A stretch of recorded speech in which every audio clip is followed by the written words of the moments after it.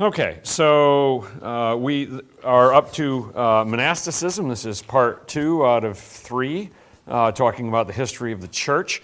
And so now we've gone through, we started with the first generation, all right, when we still had eyewitnesses alive, when the text of the New Testament was still being written, and then transitioned into the period when the church was a minority within the Roman Empire, and at times a persecuted minority. And then we finished talking about the transition to being the official religion after Constantine, with things like the ecumenical councils, in which they dealt with the heresies about the deity of Christ and the humanity of Christ. We dealt with those last week, and then ended with talking about St. Augustine. Which brings us to, we're going to step back a little bit, we're going to rewind the history a little bit to start talking about monasticism, and we'll do that with each of these topics. We can't go completely chronologically because it's more confusing than to actually go topically here. So I'm going to start with talking about the origins of monasticism, the monastic movement, and where it comes from. Now, we've talked about how the church became mainstream, right? How it went from a minority to a majority, to a position of power and influence. And that transition was bound to leave some people thinking that they needed to be countercultural, that they didn't want to be part of what everybody was doing. They wanted to be different, right? Wanted to remain in that us versus them outsider kind of mentality. And so as that developed in the church, you have people saying, well, I don't fit, right? I'm not with everyone else. And this movement of monasticism dovetails with that. Interestingly, if you talk comparative religion, really only Christianity and Buddhism have something similar to monasticism. They're called monks in both, conveniently and both confusingly at the same time. But you don't have it in Islam, you don't have it in Hinduism, you don't have it in Taoism. They don't have something like this. Christianity does and Buddhism does for very different reasons, but it's an important part of the history, an important part of sort of the kaleidoscope of Christianity. And this next thing is a quote from the author, Diarmaid MacCulloch, whose book is the basis of much of my material here. And he said that all Christian monasticism is an implied criticism of the church's decision to become large-scale and inclusive. The issue of whether the Church of Christ was an assembly of saints, handpicked by God for salvation, or a mixed assembly of saints and sinners. And we talked about that last week with St. Augustine. Right? Augustine said, no, the church is a group of people that are aspiring to be saints, that are committed to holiness, not just a group of people that are already holy. And so the monastic movement is, in a sense, a criticism of that stance and saying that we want to be part of a group where people are already saintly. Only the diehard committed people, that's the group we want to belong to. And if the church isn't going to be that, we're going to withdraw from the church and only hang out with people that are like that, that are fully sold out in that sense to their faith. It has some interesting influences, one of which is Manichaeism. That was the religion that St. Augustine started with before his conversion, and they despised the physical flesh. There's a lot of that in monasticism. It also has some influence from Gnostic philosophy, which we see a little bit of in the New Testament. Paul speaks against it a little bit, of the idea of dualism between the spiritual world and the physical world, where the physical world is where evil is. And we also see some of that in Augustine's own rejection of marriage, his own embrace of celibacy. He believed that original sin was passed on from one generation to next, literally through the sexual act, and that filtered into Christianity, so much so that eventually, of course, you get both monastic celibacy and priestly celibacy, and we'll talk about those later. In the 3rd century, we have a gospel, as it were, written, not one of the 4, of course, not one accepted by the church, purporting to be from the Apostle Thomas, which of course it couldn't have been because this is written in the 3rd century and he's been dead a long time. But they put his name on it. And in the Gospel of Thomas, celibacy is praised and sex is referred to as filthy. And so that stream of that idea that celibacy is somehow more holy than married life really starts to pick up steam in the 3rd century with groups like that that are on the fringes of Christian orthodoxy or beyond it. And it begins with the Hermits. Before we have the monastic movement as you know it, with monks and nuns living together in community, you had individual hermits typically living in the desert or in areas that were isolated from society. One of the first and most well known is a man named Antony, and he wanted to live his life solitary out in the wilderness. He didn't want to be with other Christians. Unfortunately for him, during Diocletian's great persecution, the last great persecution of the church before Constantine, lots of people fled out into the wilderness and joined him. So he went to be alone, and people came and joined him, which wasn't really what he wanted. We know about Antony because Bishop Athanasius of Alexandria, he's the same man that was advocating for the Nicene Creed after the Council of Nicaea against Arius. He also, and aside from that, which was very good and very helpful for the church, he also wrote what we come later call hagiography, a sort of somewhat embellished, somewhat built up biography of the life of Antony. His biography was widely read. People thought a lot of Antony because of the way that Bishop Athanasius portrayed him.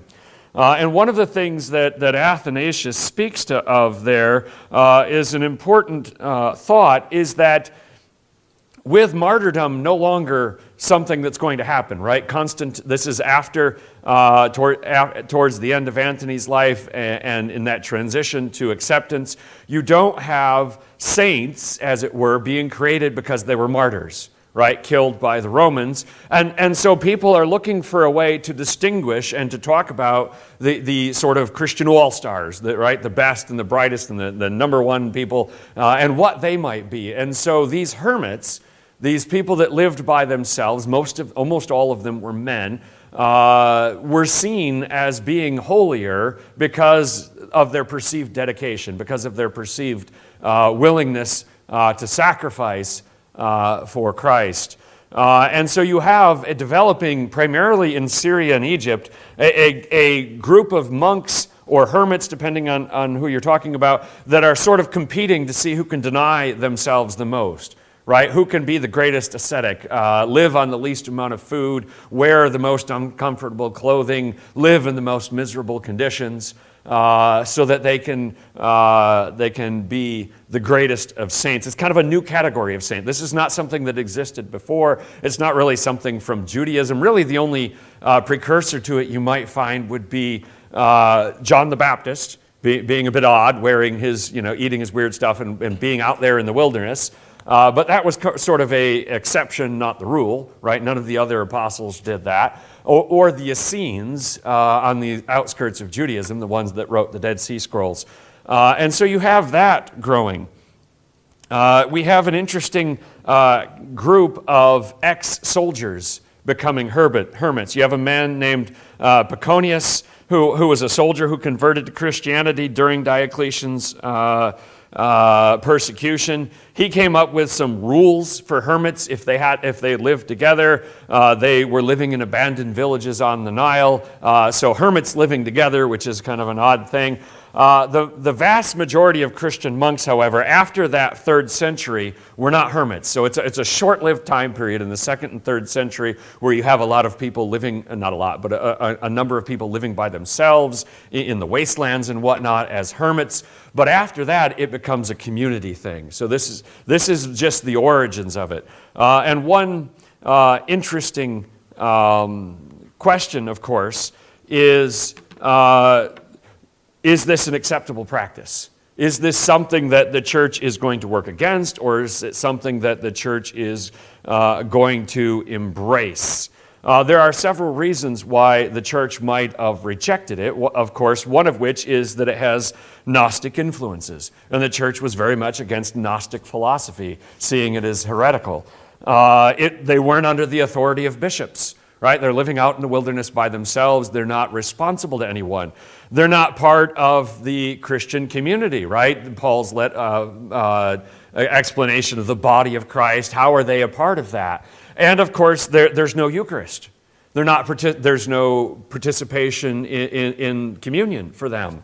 However, the hagiography, the stories, the biographies of Antony in particular, but others as well, got past those barriers. And they became an accepted portion of Christianity. One little anecdote that you might not have heard of otherwise are the stylites. Simeon was the first. A stylite is literally a pillar dweller. The picture on there is an icon of Simeon from the Eastern Empire. Basically, Simeon decided that he was going to go up onto a column and live the rest of his life up there and never come down. He lived in Syria. His followers sent food up, by rope. Visitors would go up to him and listen to his wisdom. His column was near a road junction, so he would preach at people from up there, and people would stop and listen to him. It was very, very odd kind of situation. But over the next 7 centuries, about 120 people in Asia Minor followed his example. They even had occasions where there were competing stylites, the plural is weird, where one guy would be here and another guy would be here, and they would be competing for followers and yelling at each other. Very odd. It didn't catch on in the West because the winters in the West were not the kind of thing you wanted to live on a pillar in. You could do this in Asia Minor where the climate, you could work with it. But you're not going to do it in the West. Judaism was not going to go down this path and never did, in large part because of the great hostility of Judaism towards celibacy. You don't see any inklings of celibacy as a goal or as an acceptable choice in Judaism. Family life being too central to the Mosaic law and to their traditions, of course, with Abraham and his and everybody and all of that. So. You get some commentary against it, but in the long run, monasticism has too much momentum. Basil the Great, one of the early church fathers, he was born in 330, he said, and here's his quote, "The solitary life has one aim, the service of the needs of the individual." Of course, let me pause. How could it, right? You're living by yourself. How could you be doing anything other than your own needs and your own future? But this is plainly in conflict with the law of love, which the apostle fulfilled when he sought not his own advantage, but that of many, that they might be saved. And so Basil is basically saying, how can you serve the body of Christ when you're living by yourself? And so that is against hermits, but the monastic movement is going to have some defense of that, of course, because they're living in community. And then as it develops later on, the monasteries, the nunneries do a lot of good in terms of hospitals, universities, that kind of stuff. But Basil's criticism was well noted. But Jerome is speaking in the other vein. We know Jerome primarily because of his translation of the New Testament into Latin, known as the Vulgate. He denounced a monk, not a monk, but a Christian named Helvidius, because Helvidius contended, according to the writing of the Gospels, that Mary had other children beyond Jesus. In other words, no perpetual virginity. And Jerome went after him for that and denounced him because he believed that virginity, celibacy, was better than married life, and so, of course, Mary had to be perpetually a virgin. That will become important teaching in Catholicism much, much later, but you see the seeds of it way back here. And he also criticized a monk named Jovinian, who insisted that it didn't matter if you were married or celibate, if you were single, you stood on equal ground with God in terms of getting into heaven. All right, and this monk said, none of those things get you any closer to God. Single life, married life, being a monk, living with a family, it doesn't make a difference. And Jerome went after him as well. And so you see the things that later on became more mainstream. They had some early advocates like Jerome, a very famous and influential man himself. And then you have the beginning of monastic communities. Benedict is known for what's known as the Rule of Saint Benedict. It wasn't written by him. It didn't get compiled until the 6th century. But much of what he taught was in that. And he basically came up with rules and a way for a group of people that believed they were called to this monastic life to live together. All right, and to live, of course, in harmony. He said you guys need to have an abbot, someone who's in charge. He wanted these communities to be independently run, yet living the same. So kind of like franchises that don't have to answer to corporate HQ, right? They're all following the playbook, but nobody's going around checking on them. They had a lot of independence.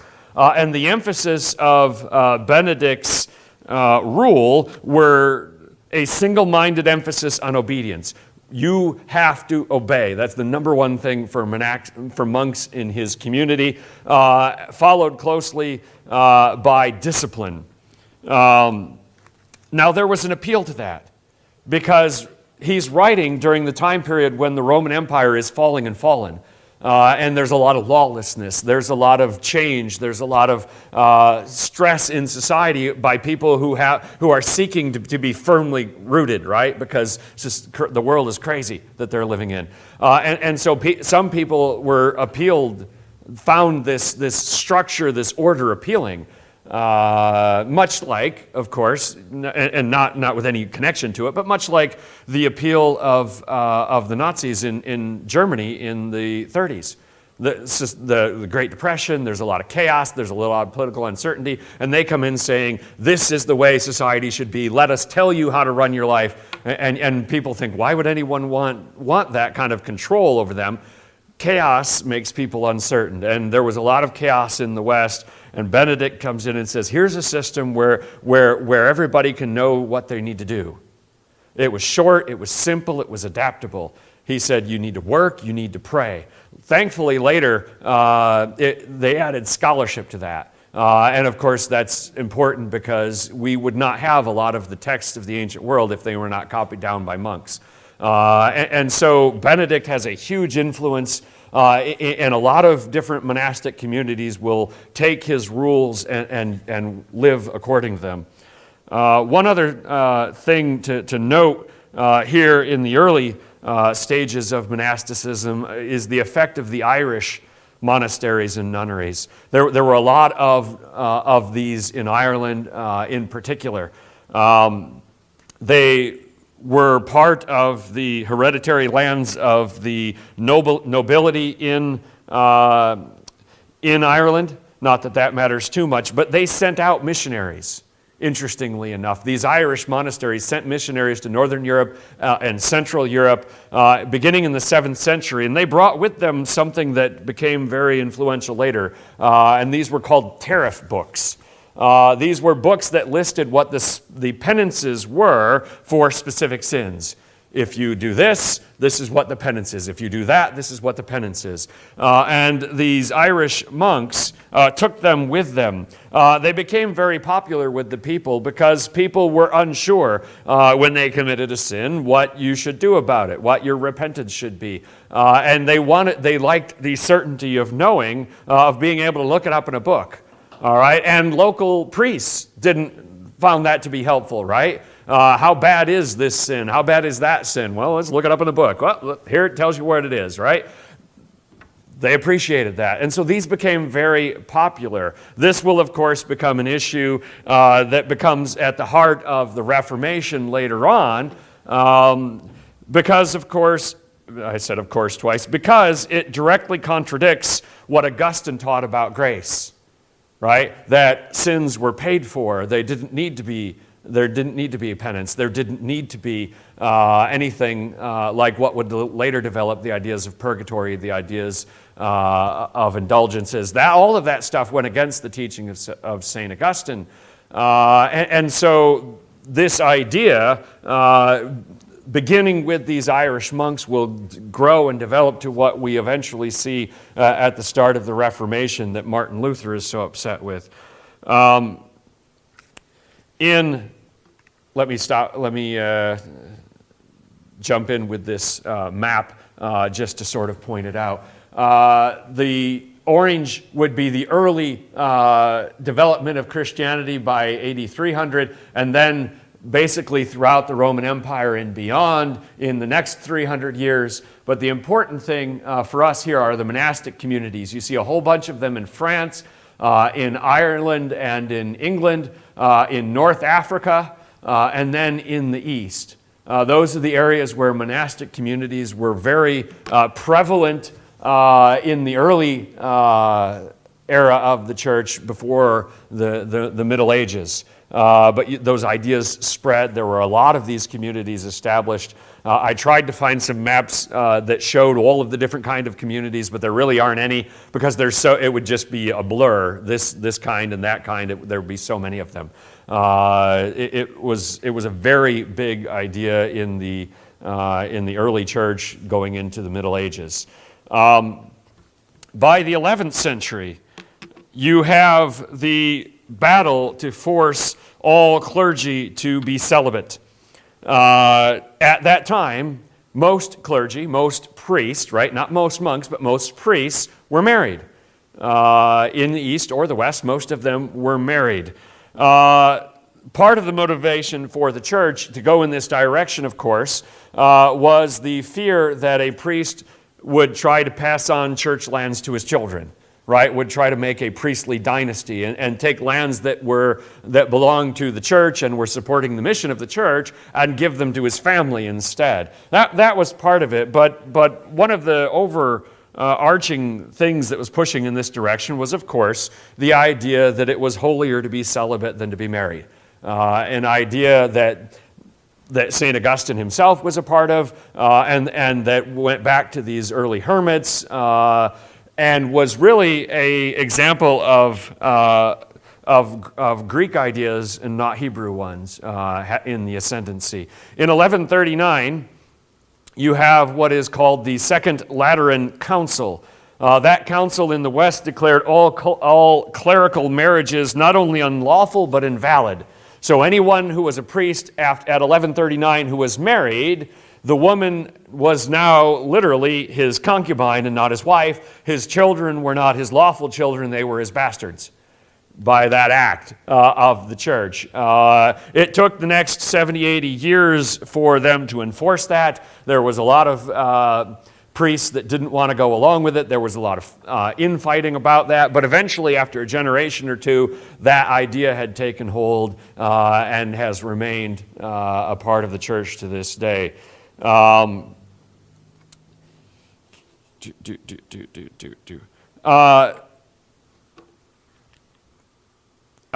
I jumped. No wonder my slides are out of order about my notes, but that's okay. I want to spend a minute and focus in on one of the most significant of the monastic establishments, and that is Cluny. It's in France. It's in southern France. It was established in a French provincial town, and between the 11th and 16th century, this monastery had the largest church building in the world. The world's largest church was at this monastery in southern France. The picture shows just a small portion of it. The artist's rendition shows what they think it looked like. It was a massive establishment. It was founded in the year 909 by Duke and I'll do my best, Guillaume of Aquitaine. He endowed this monastery with money of his, and its charter placed it under the direct control of the Pope. So it was an interesting thing they had going there. Their most famous abbot was a man named Adillo. He was the abbot from 994 to 1049, and he gained for the monastery some special privileges from the Pope, and he is the one that helped build this church. They are best known for their dramatic performances of what's known as the High Mass. The Mass that they performed at the Cathedral of Cluny was unrivaled throughout Christendom for its splendor, for its solemnity, for its complexity, its music, all of that stuff. People were trying to imitate the way they were doing Mass in other places because they heard about what they were doing in Cluny. They came and listened to it, and it blew people away how much effort and how intricate and how amazing the Mass was at Cluny. They did a couple of things that other monasteries were not doing. Number one, they established a bunch of independent, what were known as Clunaic monasteries throughout France and other areas, but they didn't let them be independent. They treated them more like a modern-day franchise. You know, your McDonald's might be locally owned and operated, but if headquarters says, we're putting a new item on the menu, then you're putting the item on the menu. If headquarters says we're running this ad campaign, then you're running that ad campaign. They have certain things they have to follow and certain things they had to do. Cluny treated their other monasteries like that. They all had to answer to the abbot of Cluny. And so it was an interesting take on that. They also didn't encourage people to do pilgrimage to them.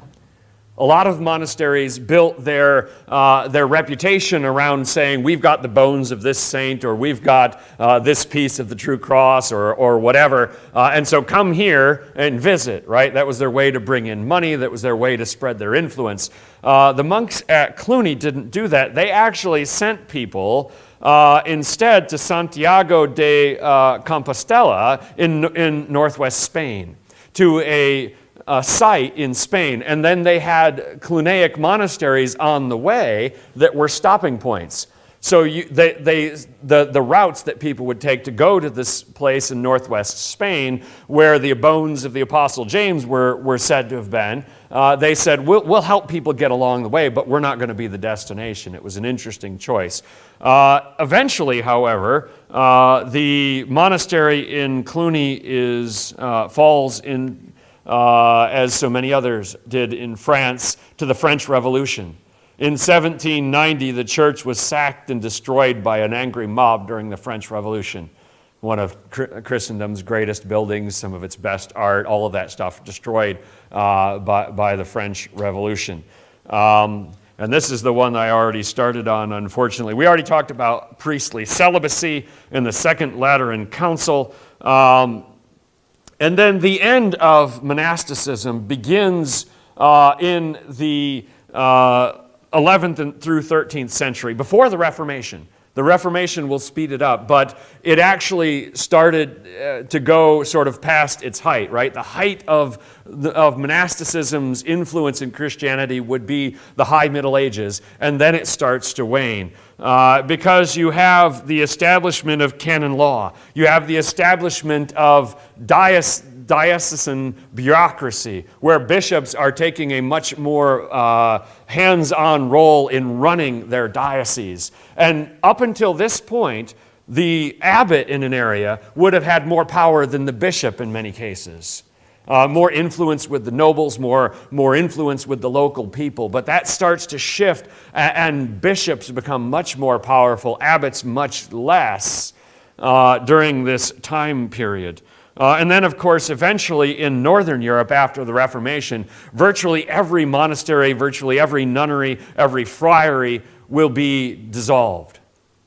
In some cases, of course, because the king or the duke says, cha-ching, cha-ching, they've got a lot of land, they've got some valuables, and we're just going to confiscate it all.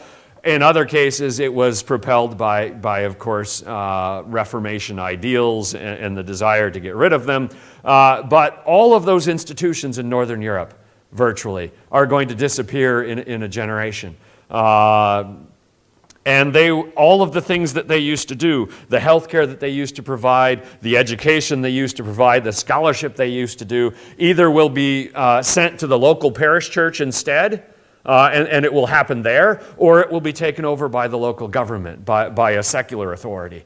And so the heyday of monasticism comes to an abrupt halt, especially in the north, but it will slowly happen in the Catholic lands as well.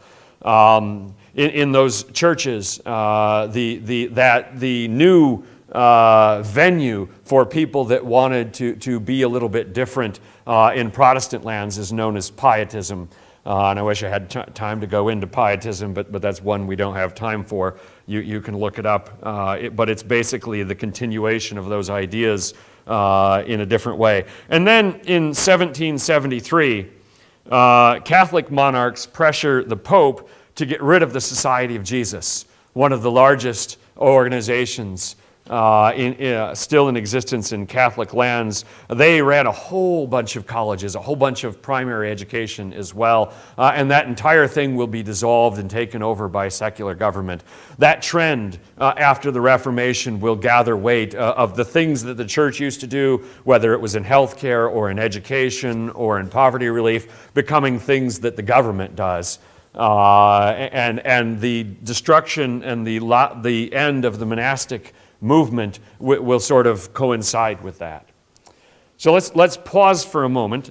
We've talked about monasticism and see if we have any questions that jump out at you about monasticism. That's heavily tilted towards the West. There still are some monastic orders and some monastic communities in the East that exist to this day. Some in the Sinai, some in Greece, and those largely continued. But as in terms of being a mainstream big part of the church, you have that waning with the High Middle Ages and then, of course, the Reformation. Questions?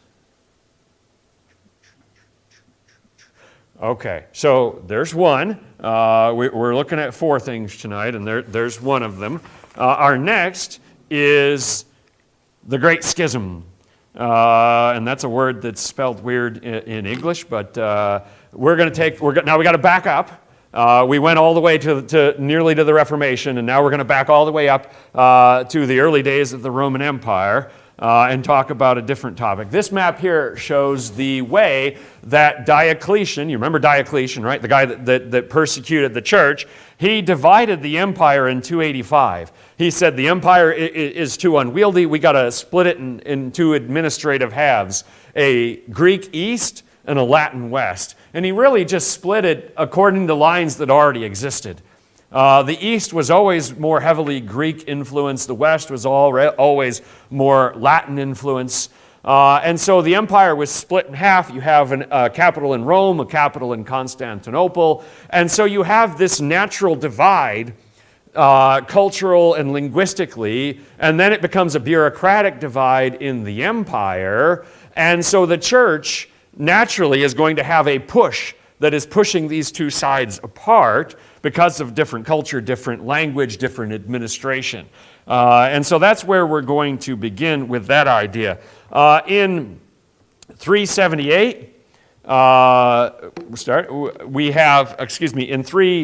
I don't have it on here. That's okay. In 378, you have the Battle of Adrianople in the east. The Eastern Emperor Valens is killed by armies of barbarians. So you have a weakening of the empire in the east. And then in the west, you have in 410 the sack of Rome. So the empire is declining. So not only is it split in two, but it's getting weak. It's been wounded pretty good in the east, and it's really in trouble in the west. In 382, Jerome translates the Bible into Latin, known as the Vulgate. In the East, they continue to use the Septuagint for the New Testament. The Septuagint for the Old Testament, the Greek manuscripts for the New Testament. So they're reading the Bible in Greek in the East, but now everybody is reading it in Latin in the West. So now we're not reading the Bible the same. There's another thing pushing the two sides apart.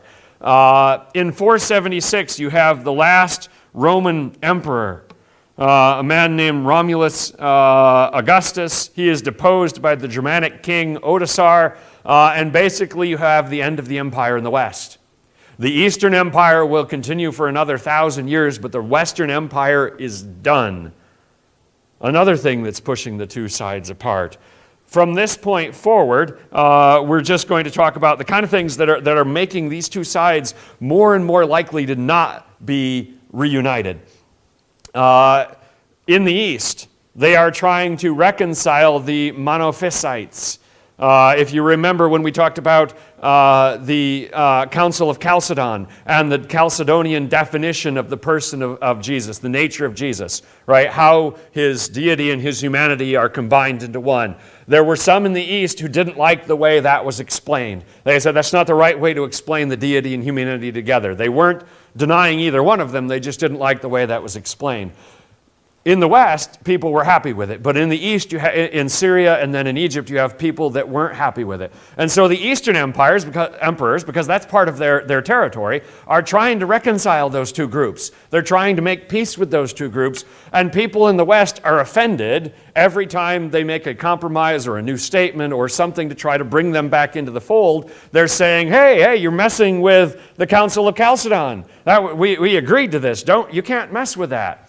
And so there's a thing that is pushing the two sides apart.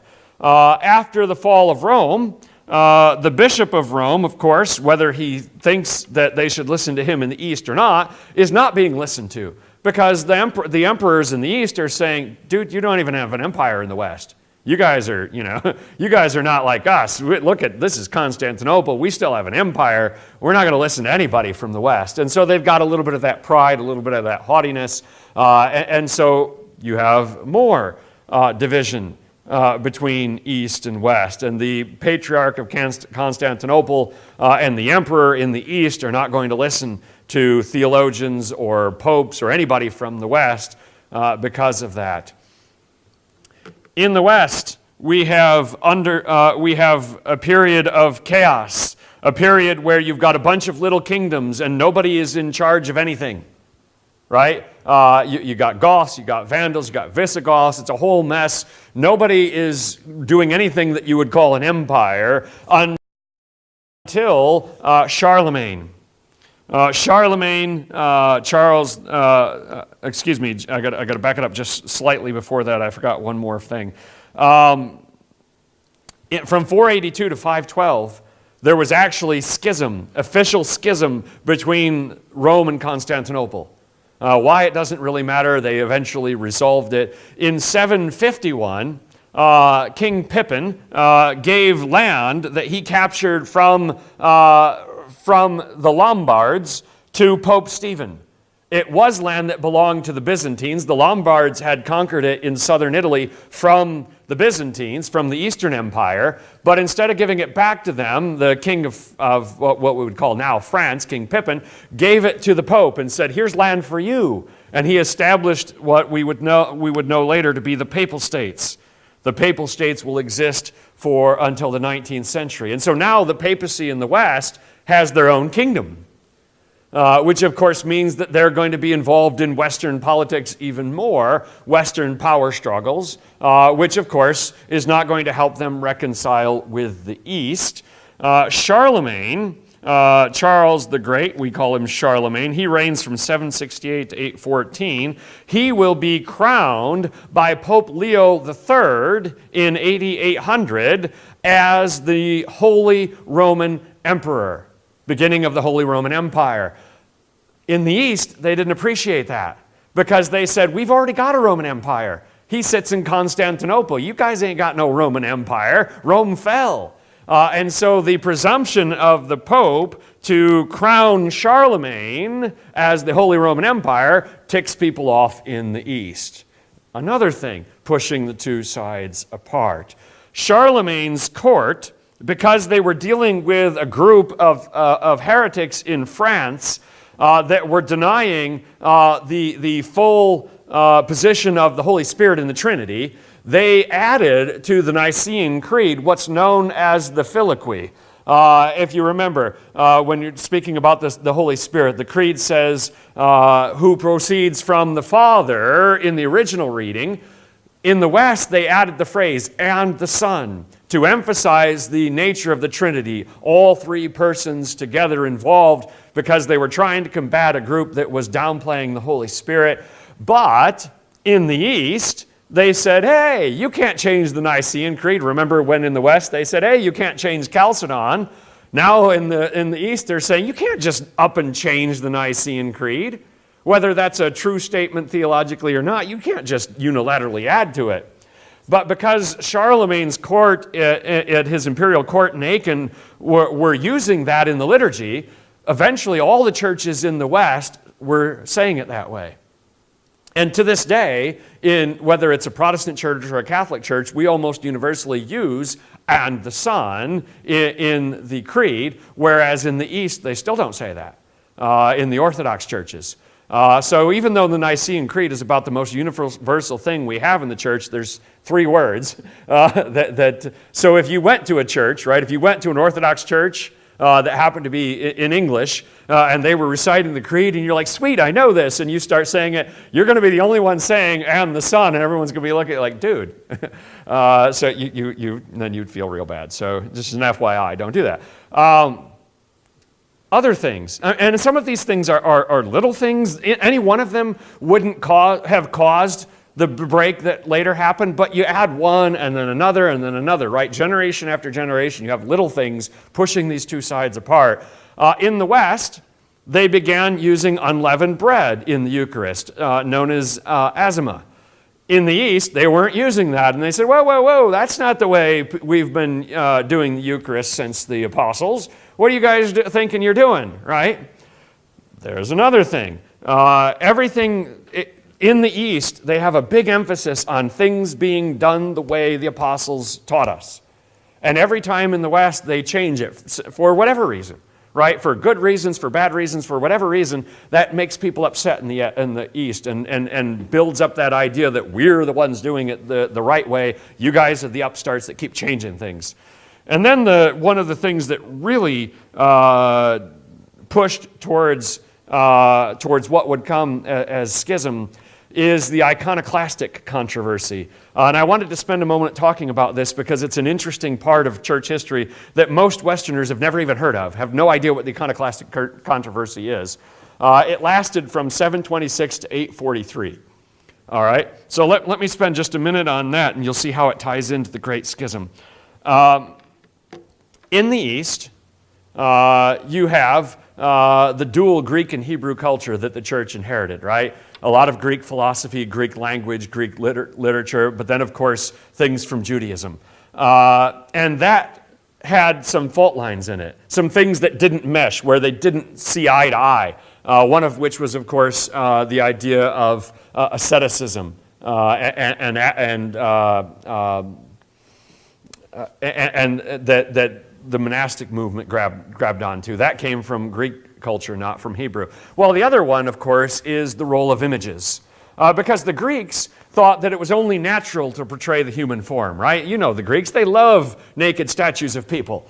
They thought because that is honoring to the gods, because the gods created humanity in a sense, not in the Christian sense, in their image, but we look like them, they look like us. And so portraying humanity, that's a good thing. Whereas in Hebrew culture, of course, because of the Ten Commandments, you really don't have much art of the human form, and you certainly don't have art portraying God. Whereas the Greeks had no issue with that. All right? Now, in the West, Augustine says, you know what? We really ought to renumber the Ten Commandments. Number one is, thou shalt have no other gods before me. Thou shalt make no graven images. That's just number one. And so it was part of number one, but in the West, they kept them separate in their numbering. And so the emphasis on graven images was still big in the West, in the East, but in the West, it was downplayed by the way that they were numbered. And so in the West, you have a growing group of people that believe we can make statues not only of the saints, but of Jesus, of Mary, of whatever, right? Portray the Spirit as a dove, all that kind of stuff. We can have statuary. In the East, they don't have statues virtually at all because they emphasized, as Origen did, one of the early church fathers, a much more literal interpretation of the Ten Commandments. They said, it's not that we can't portray God pictorially, right? We can't artistically portray God. We can't have graven images. We can't make things 3D. They have to be 2D. And so in the East, you have flat art, mosaics, and what later becomes known as icons, drawings on flat surfaces, usually on wood surfaces. They did a lot of art, and I put up here two different icons of saints. One would be Mary and Jesus, and the other, I can't see the print to remember who that is, but very popular in the East. In the West, you have down here on the right, a sculpture of Mary and Jesus. They have just a different way of doing it based on how they numbered the Ten Commandments. And so in the East, you have a lot of these images that are these flat drawings, these icons. Everything is fine until in 717, when Leo III was the Byzantine emperor, you have a new group on the scene, the Muslims. And the Muslims were extremely iconophobic, right? They were anti-image in any form. That's just their thing, right? You don't depict Muhammad, and you certainly don't depict God. They get very upset. And so they've got a clash with the Byzantines, who were iconophiles. They loved the drawings and the sacred art. They fight battles on the borders of the empire, right? And the Byzantine armies take with them into battle their icons. But they lose. And so people are thinking, these icons aren't very useful.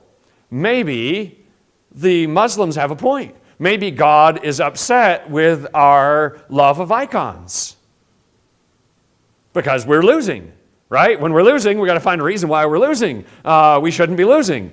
And so this idea of iconophobia begins to take root. And Leo, partly out of desperation, saying, my empire's in trouble here, these armies are ravaging us, starts to institute policies against the use of icons in the churches and all of that stuff.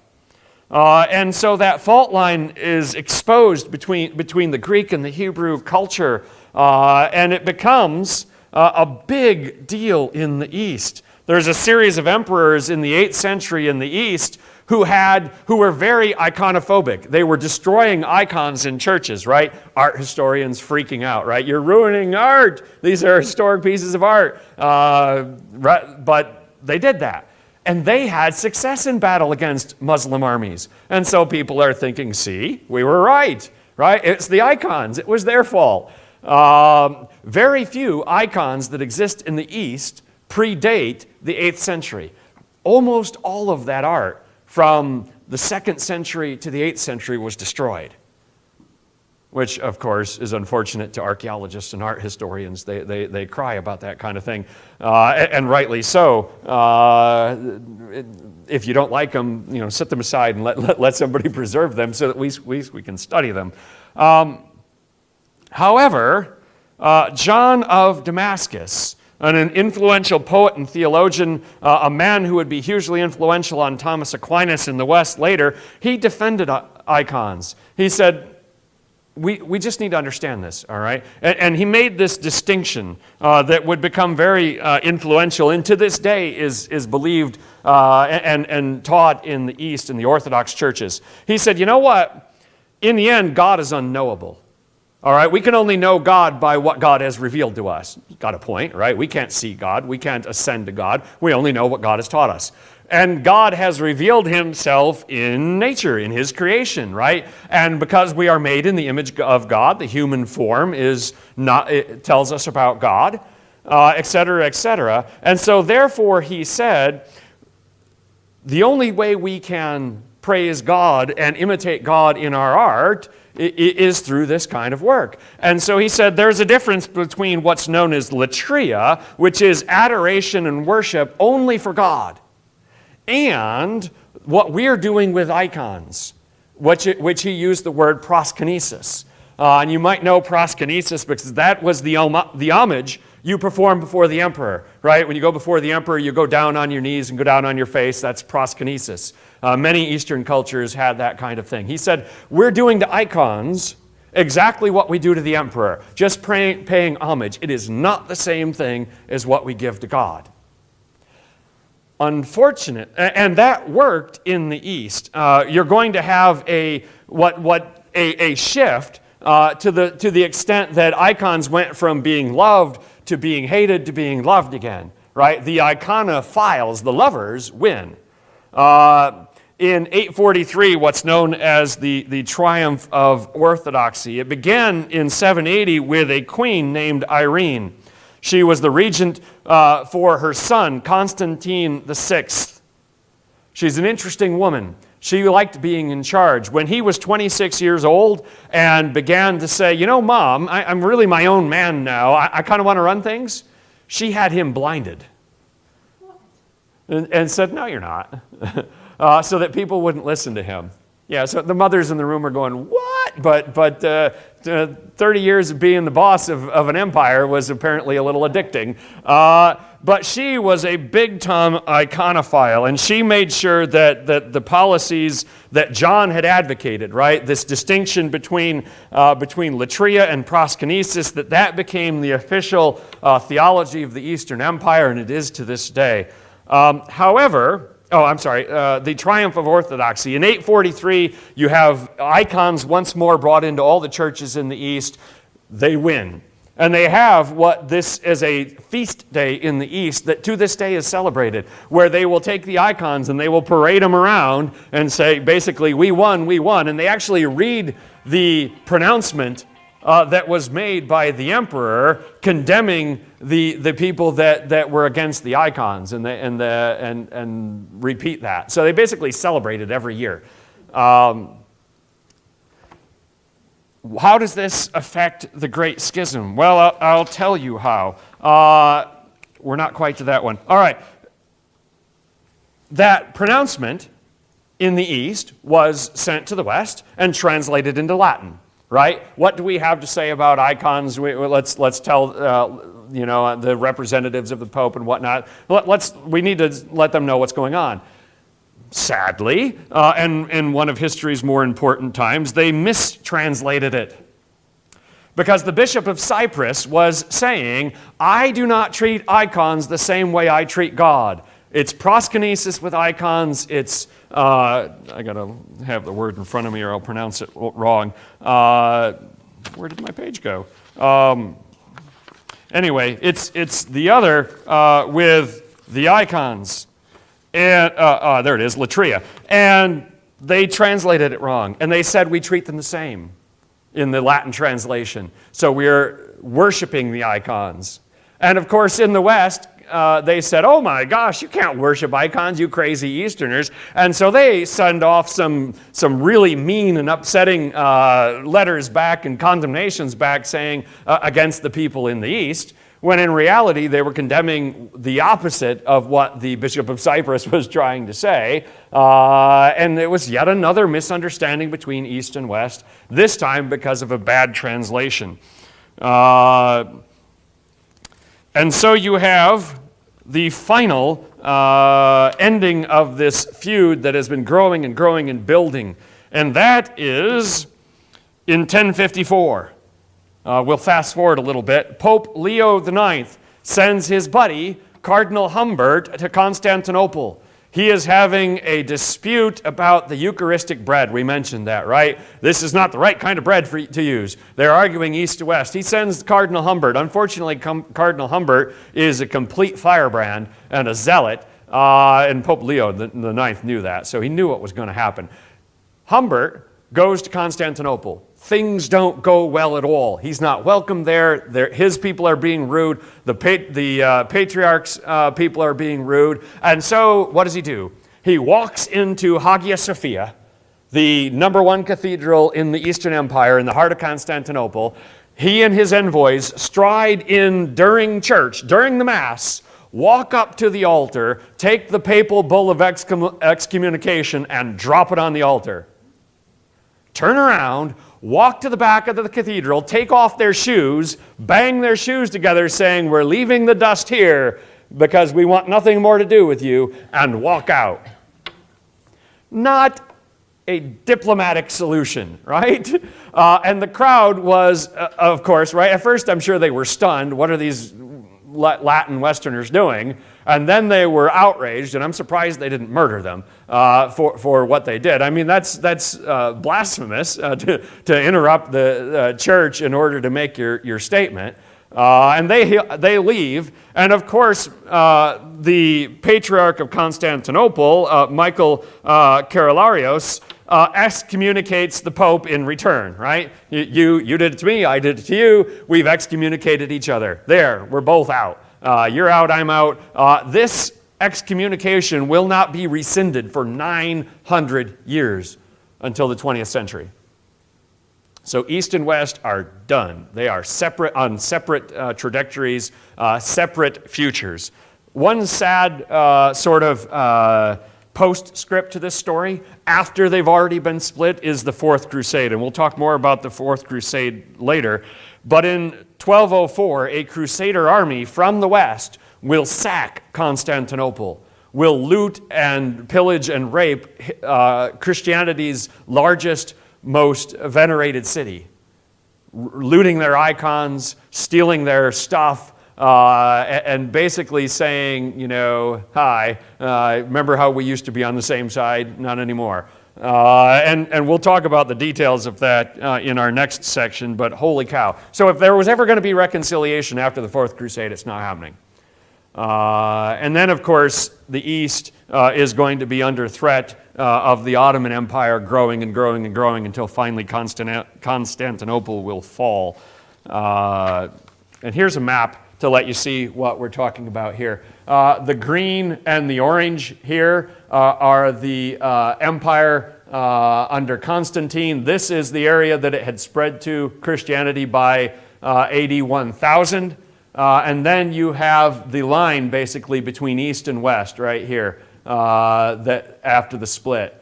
And so there, and that's basically the way it is to this day. In the West, we've got Catholic and Protestant. In the East, we've got Orthodox. That line hasn't shifted very much in the last 1,000 years. So the Balkans, Eastern Europe, Russia are part of the Orthodox Church, and of course, Greece and Asia Minor. This part of the church would be, of course, behind the Islamic Empire lines, but they're still there. And then in the West, you've got everything else. So you've got division and animosity at the same time that you have growing threat from the outside, right? The Eastern Empire and North Africa and Spain are under threat from Muslim armies, but neither side are united to fight against them. They consider each other to be heretics. They at times would rather see each other lose than fight a common enemy, which is a theme in Christendom, unfortunately. So let's stop after talking about the Great Schism and see if we have any questions there. Constantinople would be right here. It's called Istanbul today. The Hagia Sophia is, of course, no longer a church, but it's a mosque. After Constantinople fell, the Muslims, took everything Christian out of it and turned it into a mosque, built the minarets. Those minarets weren't there before, if you've seen the pictures of it. Yes, it's still part of Turkey. Even though it's a Greek city, that's whole Ottoman Empire, British policy kind of stuff. That's a later story, but yes, it's still part. The Greeks would really appreciate it being part of Greece, but I don't think that's ever happening without a war anyway, so that's pretty much not happening. We'll leave the Eastern Empire under threat and shrinking as the years go by and return our focus to the West. There's our third out of 4 topics, a shorter one, talking about the fight in the West between the popes and the emperors over who's going to be the boss. It's an interesting debate and an interesting fight. Let me snag a little water there. Okay. Now, of course, this is not an issue in the East, right? From the very beginning, the Eastern Empire, the emperor was in charge of the church. All right? The Patriarch of Constantinople was underneath the emperor from the beginning. So there was never really any power struggle between church and state. They were very much on the same team, as it were, for better or for worse. But in the West, with the fall of Rome in 476, nobody's in charge, right? There's no empire anymore. You've got a bunch of independent little kingdoms. And so who takes that power vacuum, right? It's the bishops. All right, these barbarians, these Vandals, these Goths, these Visigoths, they don't have the education of the people of Rome, the Roman Empire that they misplaced, but they envy that, right? The culture, the literature, the philosophy, the law of Rome. And so who becomes their tutors if not the bishops? The bishops have a knowledge of Latin. The bishops are educated in law and philosophy. And so they become very influential in the courts of these new kings, and they grow in the West in their stature, well above what they ever will be in the East. Because in the East, you still have a functioning empire. You have a fragmented political situation that will continue in the West until Charlemagne. So for 300 years, you've got small kingdoms. And during that time, the Bishop of Rome, his power and his influence will grow because there's no emperor to contest against it. It allows the Pope to gradually grow. In the 8th century, we have what is known as the Donation of Constantine. It's actually a forged document. Historians have proved that in a variety of ways that it's a fake, but someone in the papacy created it to try to say that Constantine I, Western emperor, had given the Pope not only spiritual control in the West, but political control as well. And so they trot out this document that says, see, we're supposed to be in charge. However, that didn't fly very well with Charlemagne or his successors because they had other ideas. Charlemagne reigned from 768 to 814. He established an empire from the Pyrenees, from the Spanish border, into Germany, basically modern-day France and the Low Countries. The largest political unit in the West since the fall of Rome. The most powerful man in the West since the Roman emperors. On Christmas Day, interestingly, AD 800, Pope Leo III will crown Charles as the Roman emperor in Rome. And you might think, well, that puts Leo III as the boss, right? Because he's the one that puts the crown on him. Remember, Napoleon will famously later say, you know what? I'll put the crown on me because ain't nobody worthy of putting the crown on me. Napoleon had a pride issue. Pride, and it went before his fall, that's for sure. However, during that ceremony, Leo knelt before Charlemagne. Now, that wasn't because he wanted to. That's probably because of the political reality that Charlemagne was the most powerful man in the West, and he had a massive army, and Leo didn't have one of those. All right? He's the only pope to ever bow before an emperor. And he and his successors regretted it because it helped those Holy Roman emperors get uppity and start to think they should be the boss. And so that will be the conflict for the next several hundred years between the Pope and primarily the Holy Roman Emperor about who is in charge in the West, who has the ultimate authority. And there will be several incidents to illustrate that. By the 11th century, we have a change of things. We already talked about the monastic movement and how that functioned here. But in the West, we have the borders becoming peaceable. All right, the Scandinavian people, right? Those Vikings that were such a plague, they accept Christianity. They're not raiding and pillaging anymore. In the East, you have the Czechs, the Poles, the Hungarians. They're accepting Christianity. They're not an issue anymore. So the threats in the West die down. Of course, there's still one in the South, right, with the Muslim armies in Spain and threatening there. But for the most part, you have a period of relative peace. It allows the nobles, the local nobles, to organize their lands in a way they'd never done before, to bring people into villages, not scattered homesteads, but villages where the land around the village is regulated, and basically most of the farmers in the West become serfs, where they're tied to the land. They don't have the freedom to leave the land. They don't have the freedom to do much of anything without their lord's leave. And so the serfs are losing a lot of rights, but at the same time, the church is gaining something because with people living in villages, you have a way for the church to collect a tithe from the regular folk. In the past, they had primarily gotten their funds from nobles, right? You got a rich guy who's done some murder and some adultery, and he's feeling bad about that, and he knows he's going to die, so he gives the monks at the local monastery some money, saying, after I'm dead, would you please say some masses for me so I don't burn in hell? That's the straight version of it. They probably couched it in some more flowery terms. But they got a lot of their funds from the nobility in order to say masses for them, in order to say prayers for them, to deal with their sins.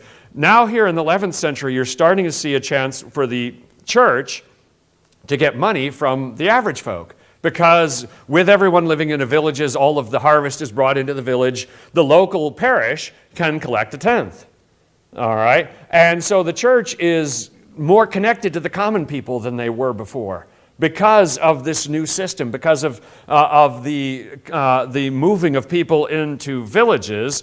And so then the church takes a more active role, not only in things like penance and indulgences and purgatory, which will become an issue for the Reformation, because they're dealing with the problems of ordinary people now, right? But also with the people that are upsetting that. We've got a rising living standards. Even though we've lost some freedom, the average person has more food, more security. When nobles are fighting each other over their own advantage, right? And raiding villages and doing all that stuff, it threatens that. And the church becomes involved in what's known as the Peace of God movement. Local abbots, local bishops, local priests would bring together a whole bunch of people, and they would have a procession, right? They'd bring out their holiest relic, whether it's the bones of a saint or whatever it is that they've got, and they would parade it around, and they would basically cajole and threaten and push the local nobles into signing an agreement that limiting their fighting with each other. It gave the church some authority. It gave the church some credence, some what's the word I'm looking for here? Some prestige that it hadn't had before as the peacemaker, as the arbiter. And eventually, as local nobles were absolved within, right, these burgeoning states, right, things that we would later call France and Spain and whatnot, actual kingdoms, that became those differences between kings and not just local nobles were sometimes adjudicated by not only a bishop but a pope. And so you have growing power, and you've got these two things on heads, right? These are going to come to a head because eventually kings are going to say, we don't want your intervention. I'm the boss of here. And two episodes will illustrate that. Both of these are fairly famous. Pope Gregory VII and Henry IV had a real run-in. Henry IV was the Holy Roman Emperor. So he controls a large territory of his own, plus the area that he's sort of the overlord of.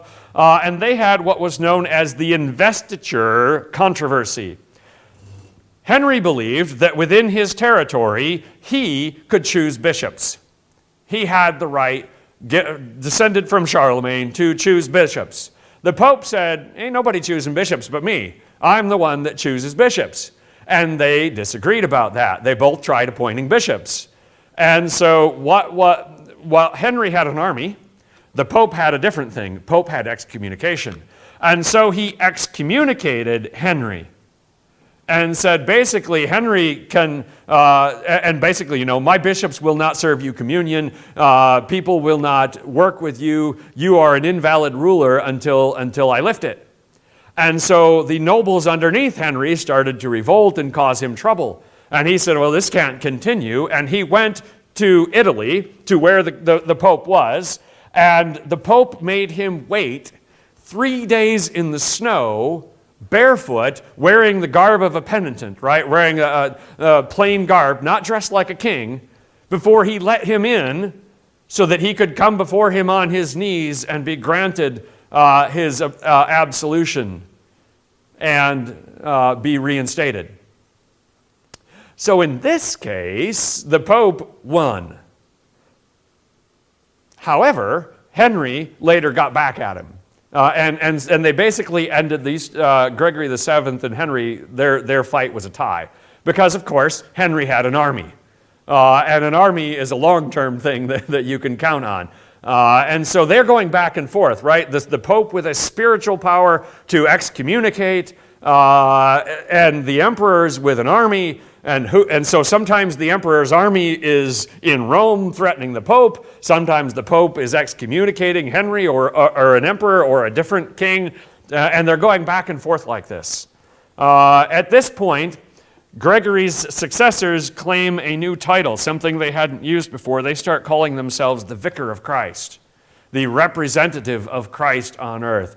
And so you have a contest between who can be more presumptuous in their titles, in their pomp, in their circumstance, right? The Holy Roman Emperor or the Pope, because they're fighting over power, right?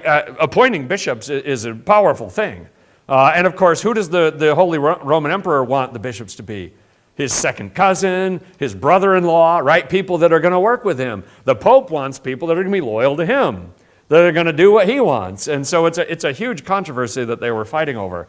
The next one is one that you've probably heard of, and that would be the fight between Thomas Becket and Henry II, the King of England.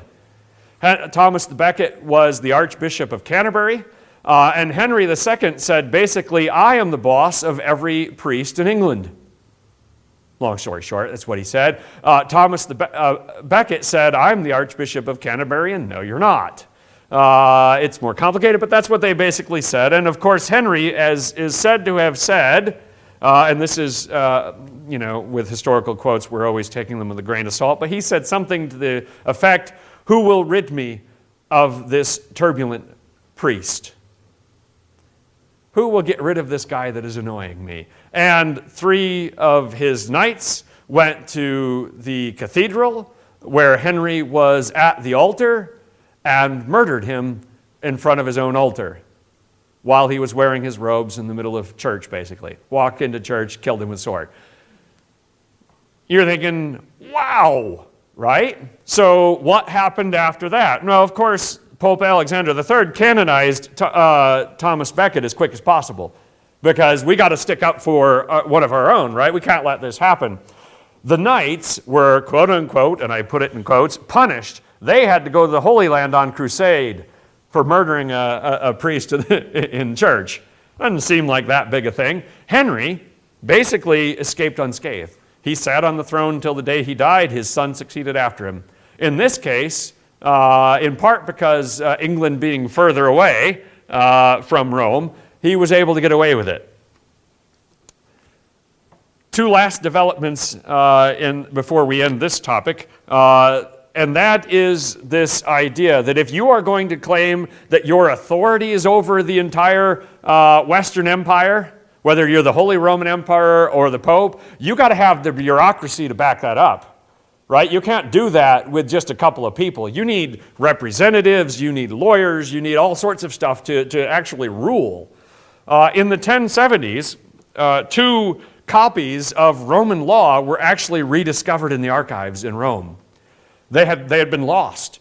That actually detailed what the Roman judicial system actually was. Of course, they still had bits and pieces of it that people were using that had been passed down, but these were actual Roman law books that were rediscovered. And so the people working in the Vatican, it's an anachronism, but people working there in Rome studied those and said, we can use this to make what would become known as canon law. We can systematize church law and make it look like proper law is supposed to. And so they began to build up that bureaucracy. Urban II, we'll talk about him more in a few minutes, formalized the structure of his court, made it something what would we now call the Curia, as it still exists today. And so the popes were getting busy making the church more efficient, more properly well-run, like a government. And so that was their step forward in this. And we'll leave it there, and we'll pick this story back up next week when we're talking about not only the Reformation, but the 30 Years' War, as this fight between popes and kings, dukes, Holy Roman emperors. It's not over, but we'll leave it there for now until it gets picked up into those other two stories. Questions about that fight?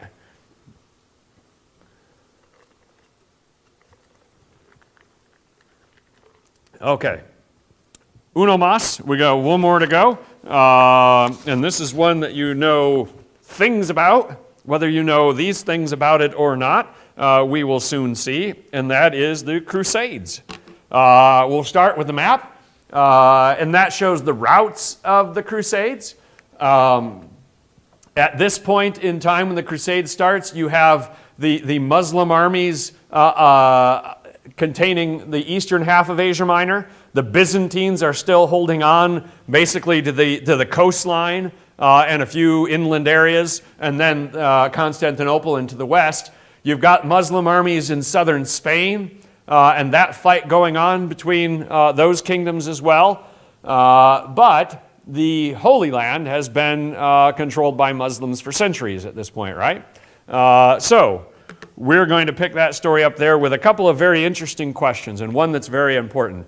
Is the church supposed to be militant?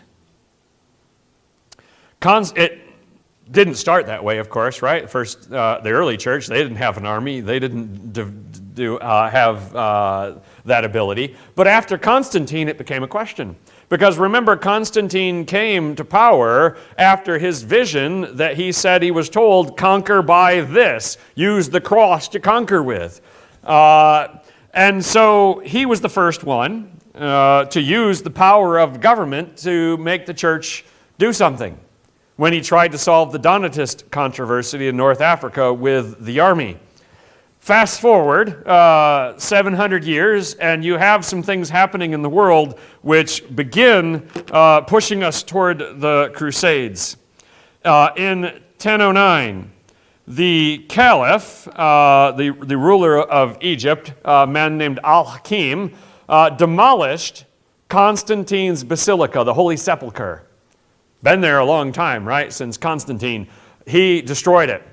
It was rebuilt by the 1040s. It was rebuilt before the Crusades started, but it was one of those things that outraged peoples. And that will grow over time. You have at this point an increase in the number of pilgrims going to the Holy Land. There's now a land route that goes through Hungary, through Asia Minor, down into the Holy Land, and you've got a lot of people that are going on to pilgrimage to the Holy Land, and they're coming back with stories, right, about Jerusalem and about the Church of the Holy Sepulchre and about the tomb and all of that stuff. And so the Church of the Nativity and all that stuff. And so this is firing the popular imagination of people in the West about these holy sites that are controlled by Muslims. The next thing that happens is that in 1031, the Muslim Caliphate of Cordoba, that's in Spain, it begins to collapse.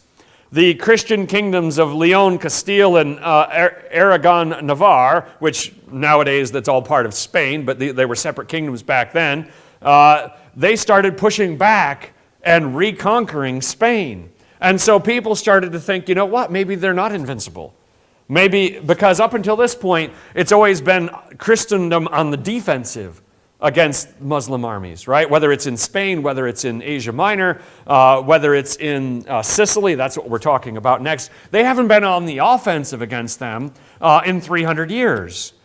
With this success, people start to think, maybe we could do something.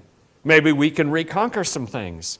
From 1061 to 1091, the Normans, you guys know the Normans, right? Because the Normans are the last ones to conquer England.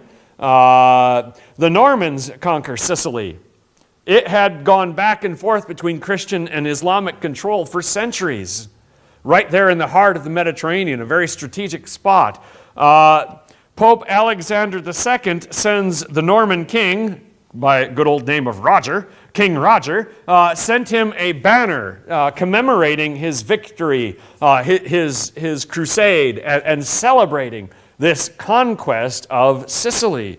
And so the tide feels like it's starting to turn in the favor of the Crusader armies. The First Crusade. In 1095, you have Pope Urban II. We were talking about him just a minute ago. He receives an appeal from the Byzantine emperor, a man named Alexios Komnenos. Says, help me. Our empire is under siege. We could use some help. And so they have this appeal. And Pope Urban uses stories, most of which were fictional or at least exaggerated, of pilgrims being mistreated in the Holy Land, of nuns being raped and all of that stuff in Jerusalem. And so they whip up popular outrage with these sermons, these open-air sermons to crowds about the outrages of what's happening in Jerusalem. And noblemen and commoners flock to the cause. It's just this phenomenon of people saying, yeah, we're going. Now, of course, Urban also made it clear, and this is important, that if you went on crusade and you were repentant of your sins and you had confession and you happened to die while on crusade, you have a get into heaven, no waiting pass. You don't need to worry about purgatory. You don't need to worry about any problems you might have. This is the beginning of what will later become indulgences. Basically, you will be granted an indulgence if you go on crusade and you die. And so people have a cultural reason to want to do it. They have a spiritual reason to want to do it. And of course, some of them have a financial reason. A lot of the crusaders are second or third sons of a noble family, right? Now, you don't have much of an inheritance at home, and so second sons either are trained in the military or they join, the third son probably joins the church. It's a new thing for those guys to do. We also have growing populations at this time, and so there's people finding themselves needing something. And so they head off. They begin not before, in 1096, a group led by a man named Peter the Hermit in the Rhineland, in what would now be called Germany. He started to lead an army and raise an army, and what did they do but perpetuate Christianity's first large-scale massacre of Jews? On their way to the Holy Land to liberate the land, were all fired up, and so they said, well, this is closer. Why don't we just murder some Jews? And they did that. It's the first evidence we have, sadly not the last, of Christians taking out some of their anger on a Jewish community. The First Crusade will end up being by far the most successful crusade of all. They will recapture Jerusalem in 1099, at which point they slaughtered virtually all of the inhabitants, both Jewish and Muslim. There are stories of the blood being up to the bridles of the riders on the horses. It's horrific. Not a good moment in Christian history by any stretch of the imagination. The Crusader armies will establish a Latin kingdom in the east. They will hold on to Jerusalem until 1187, at which point it will be recaptured by the famous Salah ad-Din. And so they will hold on to Jerusalem for a while and establish a kingdom there. the Latins, the Westerners, will remain in the Eastern Mediterranean, where they had not been up until this point, right? That was part of first the Byzantine Empire and then later Muslim empires. They will remain in the Eastern Mediterranean until 1669.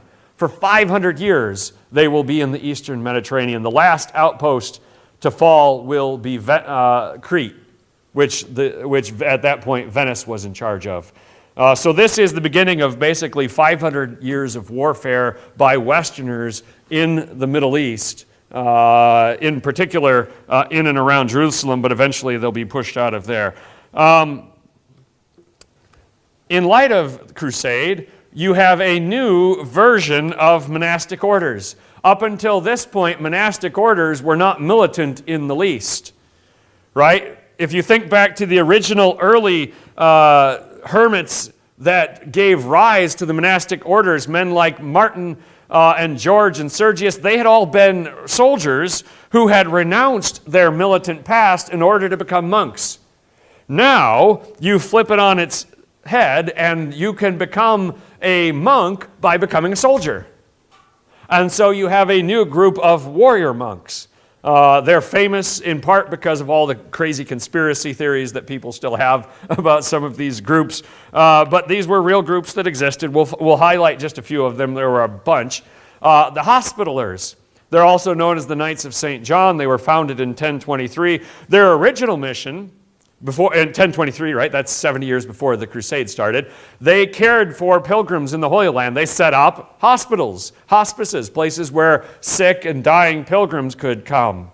They are the ones that will end up fighting what we would call a rearguard action against the resurgence of the Ottoman Empire in the Eastern Mediterranean. They will fight heroically to hold the island of Rhodes, which is off the coast of southern Turkey, and the island of Malta, which is near Tunisia. If you want to read about them, those were amazing, both offensively with the Muslim armies and defensively with the Christian armies. Some crazy things they did with their siege work and their attempts to hold on to those islands. But they will fight there until the 17th century. So they were there for a long time, these knights. You also have the Templars from 1119 to 1312. They will end up building a network of outposts, 1,000 of them, across Europe. They will have 20,000 members, 10,000 of whom are knights. They get involved in finance. They become, in essence, bankers in Western Europe, all over Western Europe, until in 1307, for a variety of reasons, they will be suppressed by the Pope. Most of them will be tortured. Many of them will be burned alive as heretics. So it doesn't end well for the Knights Templar, and they will cease to exist. The Teutonic Knights, they will be established in 1190 in Acre, which is a coastal city in Palestine, after it had been captured. Once they get pushed out of the Holy Land, when fortunes start to go against the Christian armies there, they will reestablish themselves of all places on the Baltic coast. The southern shore of the Baltic Sea. Today it's part of Poland. It's been part of Germany, part of Poland, back and forth kind of thing. They will go there because they said, well, we're going to take a different crusade and we will fight against the non-Christian Lithuanians. They were the only non-Christians in Europe at that point. Unfortunately for them, in 1386, the Lithuanians convert and take away their incentive. The Teutonic army will be destroyed in 1410 at Tannenberg. You might have heard of Tannenberg because a World War I battle in the East was fought there very famously. But they will be routed by the armies of Poland and Lithuania, and that will basically be the end of their influence, except for an interesting footnote. In 1525, the Grand Master of the Teutonic Order will decide that he is choosing to side with Martin Luther, and he will bring his lands under the control of Germanic nobles, and it will become known as the Duchy of Prussia. That's how Prussia began. It was the Teutonic Knights' lands going over to the Lutheran side. And so we had some knights fighting in the Holy Lands. Just a very brief mention of the Second and Third Crusade. The Second Crusade, you see 1147 to 1149. They didn't achieve much of their objectives. They didn't do much of much. Louis VII of France, Conrad III of Germany. What we note from the Second Crusade is that the Latin armies and the Byzantine armies couldn't work together. They probably could have had a lot of success if they had coordinated, if they had worked together, but there was a lot of tension because they considered each other to be, if not heretics, real close to it.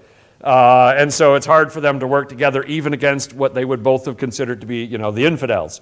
And vice versa, the Muslims thought the same thing.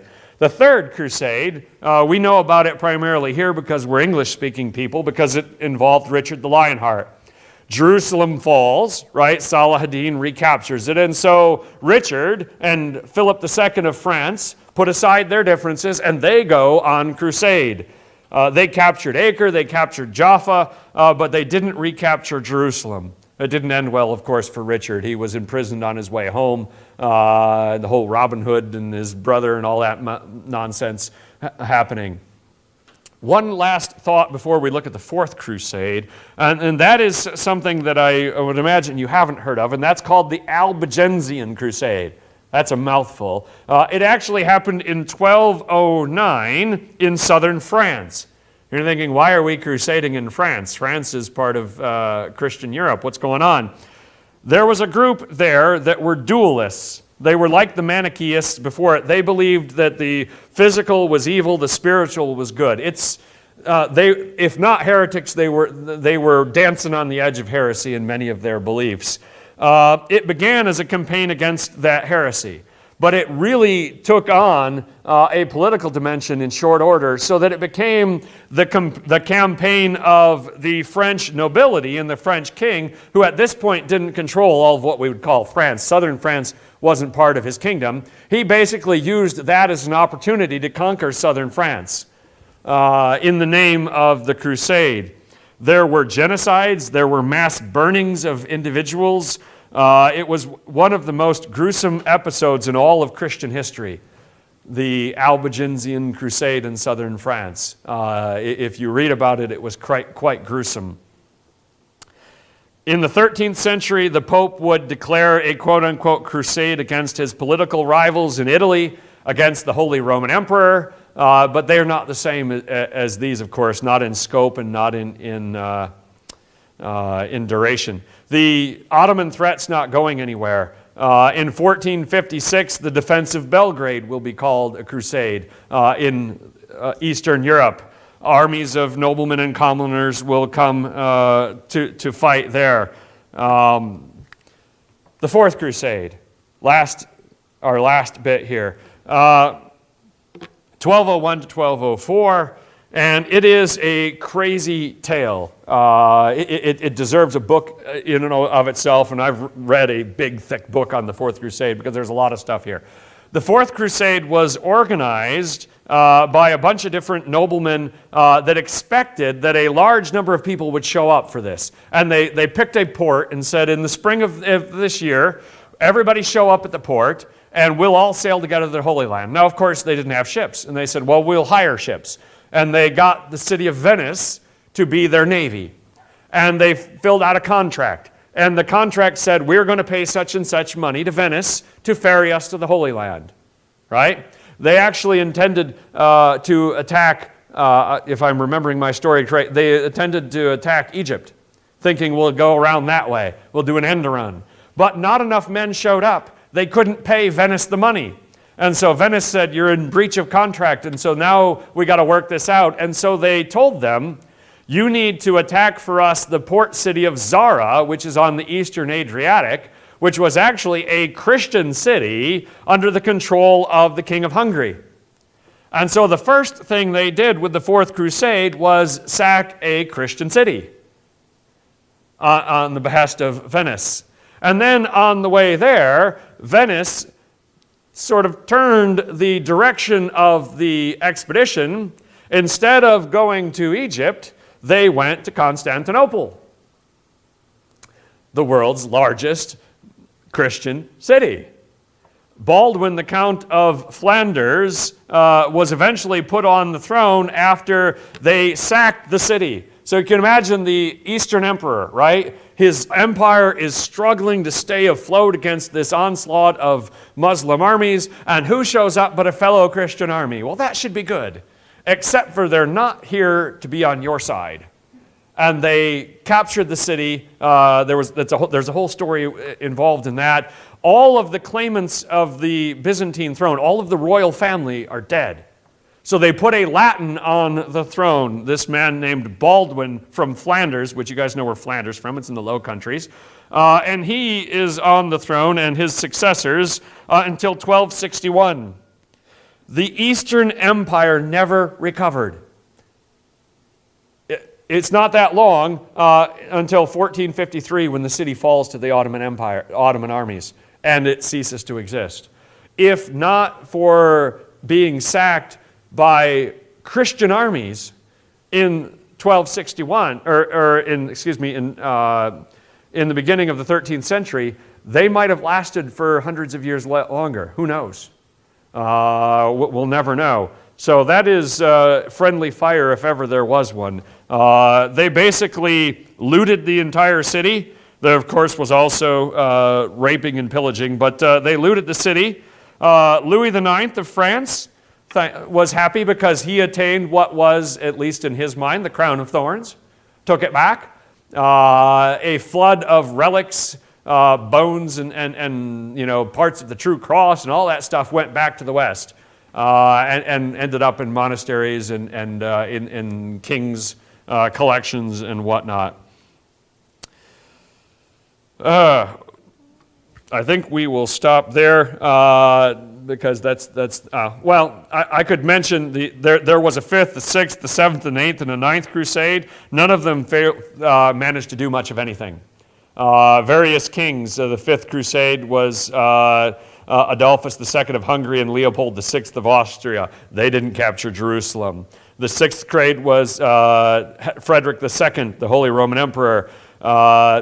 He managed to negotiate the control of Jerusalem for a while, but then was expelled. Louis IX in the seventh crusade and in the eighth, and then Edward of England in the ninth. Basically, it was something that people kept trying, but it was a long-term, not a viable thing. They were never going to wrest control of the Holy Land permanently, and they just weren't strong enough. They weren't united, and it wasn't going to happen. Now, of course, the legacy is the animosity between not only Christendom and Islam, but also the end of any hope of East-West ever repairing that rupture. Because after this, the Easterners, they got nothing good to think about the Westerners, and who can blame them, right? You come into the biggest city in Christendom, and you destroy it. And then, so that's that. And that's not good. So that's the sort of, we've set the stage by talking about the monastic movement, but the fight between the emperors and the popes, and then the Crusades. And that's the era that we're going to start in when we talk next week about the Reformation. We'll build from there. But those seeds have been sown. All of the issues that Martin Luther and others that come before him will lead up to Martin Luther. All of those issues are already present and ready right here. Questions about the Crusades? The whole objective of the Crusades was to take Jerusalem. Yes, absolutely. And some of them had larger ambitions to establish kingdoms in the East for their own sake, but also it was, to push back against Islam. Remember, as I said, they've been on the defensive since the 8th century. Right? Lost all of North Africa, lost Egypt, lost the Holy Land.